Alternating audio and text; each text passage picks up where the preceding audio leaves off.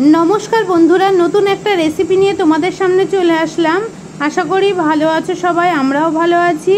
Are thumbnail देखे बुझते पेरेछो रेसिपिटा कि ठीक धरेछो, मोचार चपेर एक रेसिपि आमी दोकानेर स्टाइले करब। तो प्रथमे देखो आमी मोचाटाके केटे सेদ্ধ करे रेखे दिएछि। एखाने चालेर गुঁড়ো निয়েछि, अपशनल तोमरा एखाने सुजिও निते पारो। चालेर गुঁড়োर बदले बेसन निয়েछि और मशलाते निয়েछि नुन, चिनी, चाट मशला, आमचूर पाउडार, लंकार गुঁড়ো, जिरेर गुঁড়ো।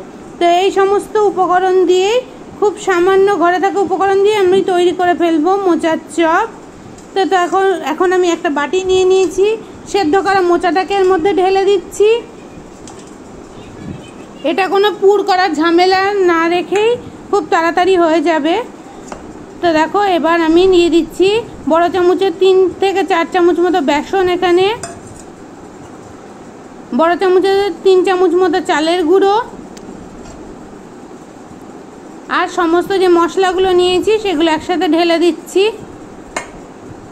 খুব সহজে খুব কম সময়ে এই রেসিপিটা হয়ে যায়। এখন আমি হাত দিয়ে ভালো করে মাখাতে থাকছি।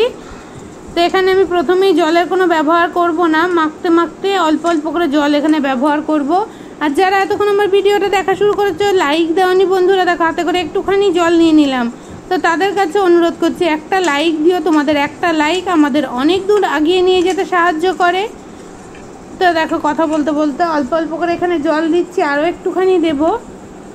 মাখাটার ওপরেই নির্ভর করবে চপটা। আর একটু দেখতে পাচ্ছ জল দিলাম, খুব অল্প পরিমাণে জল এখানে লাগবে, খুব বেশি লাগবে না। দেখতে পাচ্ছ থিকনেসটা কীরকম হয়েছে।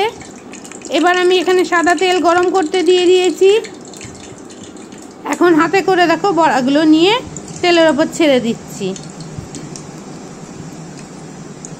আর যারা এতক্ষণ আমার ভিডিওটা দেখছো ধৈর্য ধরে, তাদের অসংখ্য অসংখ্য ধন্যবাদ। আর যদি নতুন কোনো বন্ধু আমার চ্যানেলে ভিজিট করে থাকো, যদি মনে করো যে চ্যানেলটা ভালো লাগছে, তাহলে পাশে থাকা বেল আইকনটা ক্লিক করে দিও আর আমার পরিবারের সদস্য হয়ে যেও। আর পুরনো যারা আছো তারা তো আমার সাথেই আছো। তো কথা বলতে বলতে দেখো আমার বড়াগুলো সব তেলের ওপর ছেড়ে দেওয়া হয়ে গেছে। তো এখন এক পিঠ ভাজা হয়ে গেছে, উল্টো পিঠটা ভেজে নেব। দেখতে পাচ্ছ কত তাড়াতাড়ি হয়ে গেল।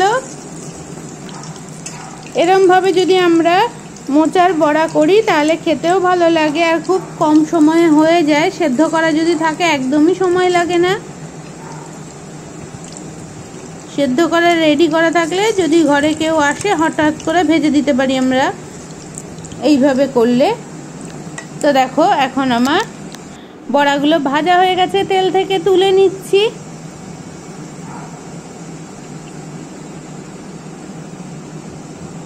তো দেখো আমি আরেকটুখানি ভেজে নিচ্ছি। আর এদিকে দেখো তেল থেকে এবার তেল ঝরিয়ে ঝরিয়ে তুলে নিচ্ছি।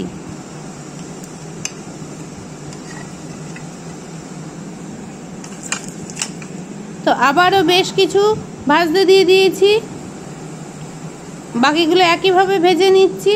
তো রেডি হয়ে গেছে আমার মোচার চপের বড়া রেসিপিটা। তো তোমাদের কেমন লাগলো ভেঙেও দেখিয়ে দিলাম।